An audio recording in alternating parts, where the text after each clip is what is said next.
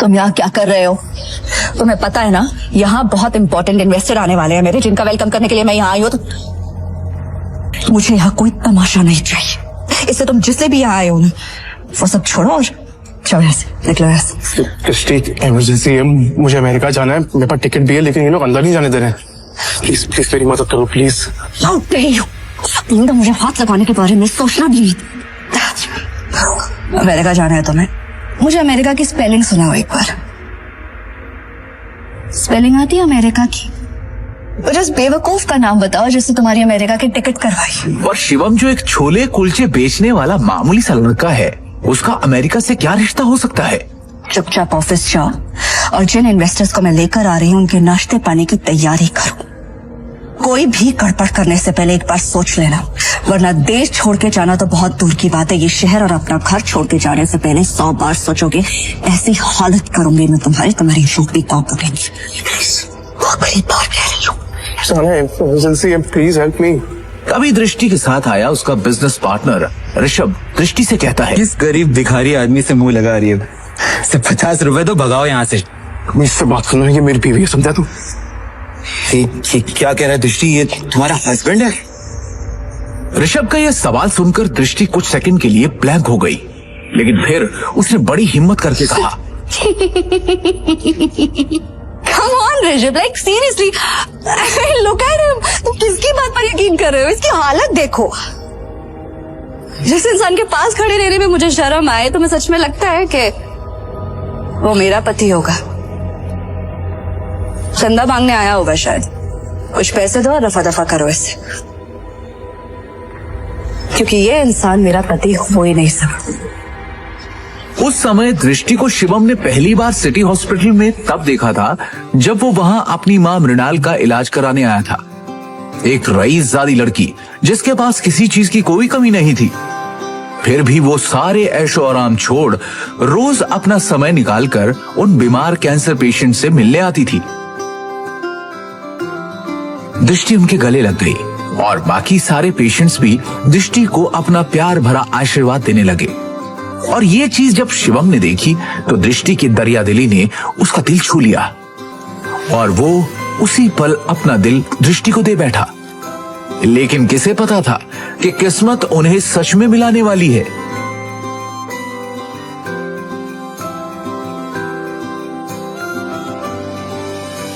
सुन लिया, अब इससे पहले कि मैं मार मार के तेरा मुंह तोड़ दूं तो अपने आप यहाँ से निकल जा।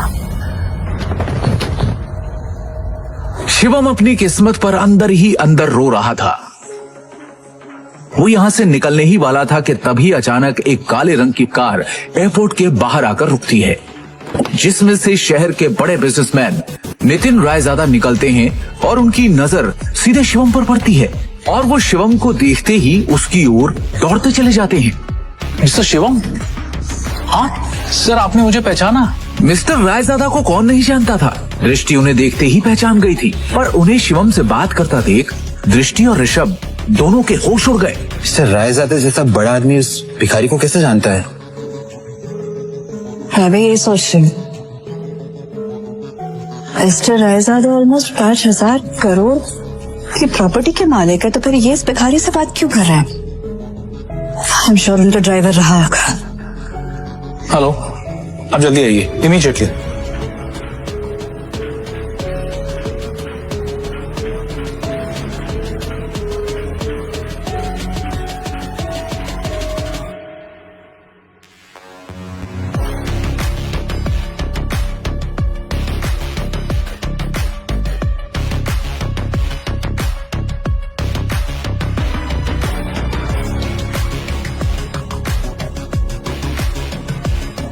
मिस्टर रायजादा से भीख मांग के उस गरीब ने एयरपोर्ट में एंट्री ले ली। पता नहीं वो एयरपोर्ट जाके क्या करेगा। Excuse me, mister Raizada right? Hi, मैं दृष्टि, नारंग ग्रुप की CEO। Please don't mind me asking, लेकिन अभी अभी आप जिस शख्स से बात कर रहे थे, आप उसे कैसे जानते हैं? मतलब देखने में वो भिखारी लग रहा था, आप उस भिखारी को कैसे जानते हैं? You mean Mr. Shivam? Are you kidding? आप मिस्टर शिवम को भिखारी कह रही हैं। लगता है आप मार्केट में काफी नई आई है मैडम, वरना ऐसी बकवास नहीं करती। अच्छा मैं चलता हूँ। दृष्टि सोच में पड़ जाती है कि आखिर मिस्टर रायजादा की बातों का क्या मतलब था। और दूसरी ओर शिवम तेजी से एयरपोर्ट के अंदर भाग रहा होता है कि उसे वहां उसका मैनेजर खड़ा दिखता है। ये रही आपकी यूएस की टिकट, ये रहा आपका फोन। जल्दी से गेट नंबर 3 पर जाइए, आपके पास ज्यादा समय नहीं है। Please go. Thank you. Shivam तेजी से वहां से भागते हुए गेट नंबर 3 की तरफ निकल जाता है।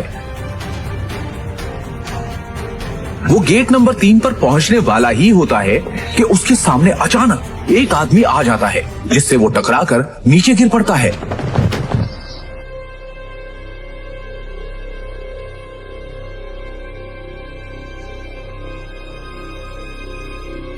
सर आप ठीक है? अबे अंधा है क्या? हाँ? अबे एयरपोर्ट है ये, कॉलोनी का कोई पार्क नहीं है, समझा? और इस बेकारी को यहाँ पे अंदर घुसने किसने दिया? हाँ? जल्दी में था इसलिए टकरा गया। मेरी फ्लाइट छूट जाएगी, मुझे जाने दीजिए प्लीज। सॉरी इसलिए मेरे होते हुए तू फ्लाइट में तो क्या 2 मिनट इस एयरपोर्ट पे भी नहीं टिक सकता, समझा? तू जानता नहीं है किससे टकराया है तू, समझा? मेरे सर से टकरा तू जानता नहीं ये कौन है? ये प्राइम एयरलाइंस का मालिक है। सर मेरी फ्लाइट भी प्राइम एयरलाइंस की है। प्लीज मैं आपसे माफी मांग रहा हूँ, आज भी छोड़ दो प्लीज, कुछ इमरजेंसी है प्लीज। इमरजेंसी है प्लीज। सर मेरी टिकट। मैं भी देखता हूँ तू जैसा भिखारी मेरी एयरलाइंस में कैसा चढ़ता है, समझा ना? टिकट सारे बिछा है, टिकट इसकी। लो नीचे उसको, समझा ना? और उसका टिकट।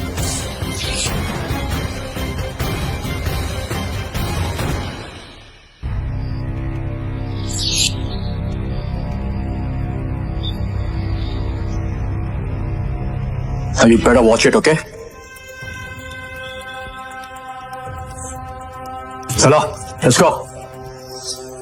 जब वो शिवम की यूएस की टिकट के 4 टुकड़े करके उसके मुंह पर फेंकता है, तब शिवम गुस्से में उठता है और उन बॉडीगार्ड्स को जमीन पर गिरा देता है।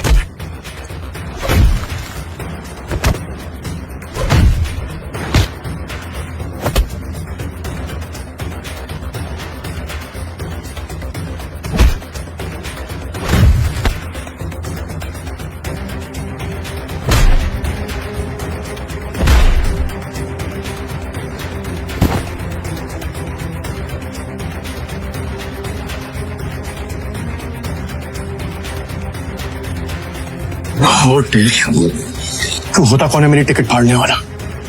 एक एयरलाइन का मालिक बनके खुद को बहुत बड़ा आदमी समझने लगा ना? 10 मिनट, अगले 10 मिनट में तुझे बर्बाद कर दूंगा, समझा?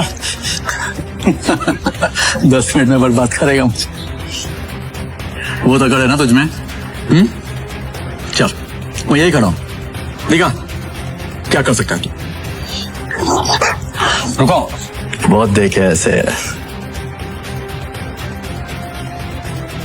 हेलो, मेरी बात सुनो। मैं यंग मास्टर बोल रही।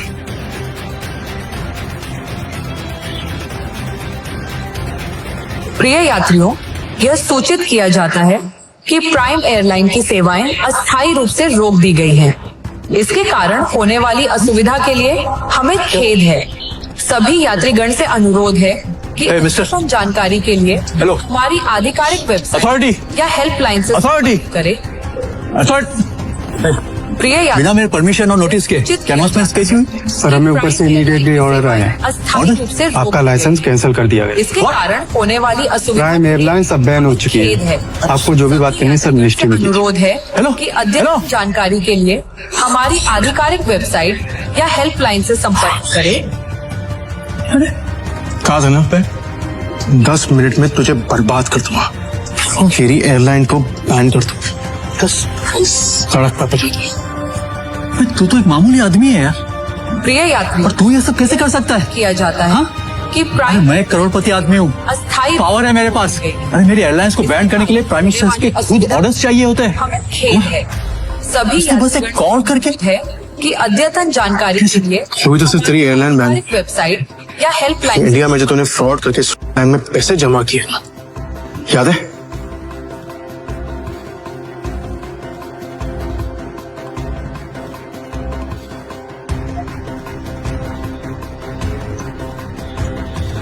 उसके लिए तुझे जेल भी भिजवा सकता, लेकिन अभी इमरजेंसी है, इसलिए इतने में ही छोड़ लो, न तेरे हाथ में कटोरा देखे ना तो भीख मंगवा दे।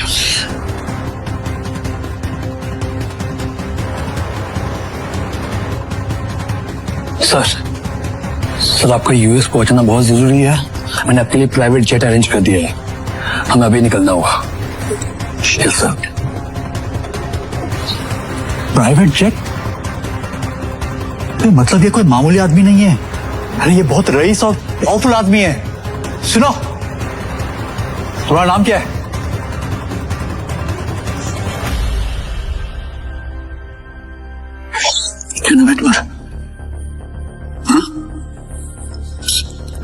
सॉरी माफ कर दीजिए सर, सॉरी सर। ऑनेस्टली अगर मुझे पहले पता होता ना सर, तो मैं खुद आपके लिए एक जेट अरेंज करता। Please forgive me sir. आइंदा से ऐसी गलती नहीं होगी। अब एयरलाइन ही नहीं है तो गलती कैसे हो? सर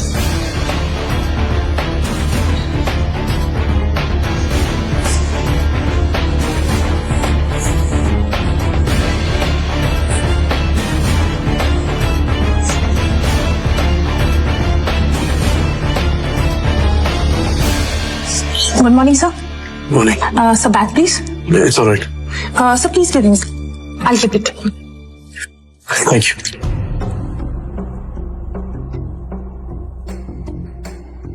पर तभी यूएस से एक कॉल आती है।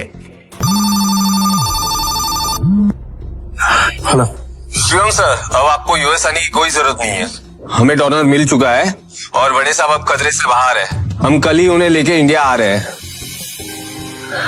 थैंक गॉड, मैं तो डर ही गया था। Keep me posted, okay?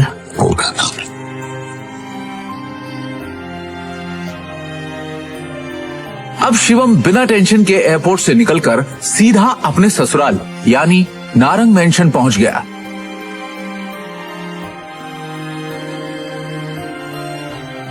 उधर रोज की तरह शिवम दुनिया से बेखबर अपनी ही धुन में हाथों में दृष्टि का लंच बैग और कानों में ईयरफोन्स लगाए ऑफिस आया। गुड मॉर्निंग मिसेस वर्मा, कैसी हैं आप? आज का दिन बहुत खूबसूरत है ना? Hello, how are you? You tension क्यों है? गॉड, तू सारा टाइम घर में वॉकरूम की तरह काम करता रहेगा कि कभी न्यूज भी देखेगा? वो इतने बड़े बिजनेसमैन का दामाद है और तुझे बिल्कुल खबर नहीं बिजनेस की। सर क्या हुआ कि मुझे मालूम नहीं है। देखते सरकारी टेंडर्स ना मिलने से नारंग इंडस्ट्रीज को बड़ा झटका।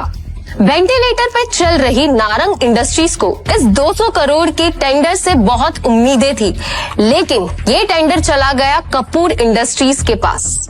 नारंग इंडस्ट्रीज और उसके गिरते हुए शेयर्स को कैसे बचाएगी दृष्टि नारंग? आगे की कहानी फ्री में जानने के लिए नीचे दी गई लिंक से डाउनलोड करें पॉकेट FM ऐप और देखिए इस शो के सारे एपिसोड्स।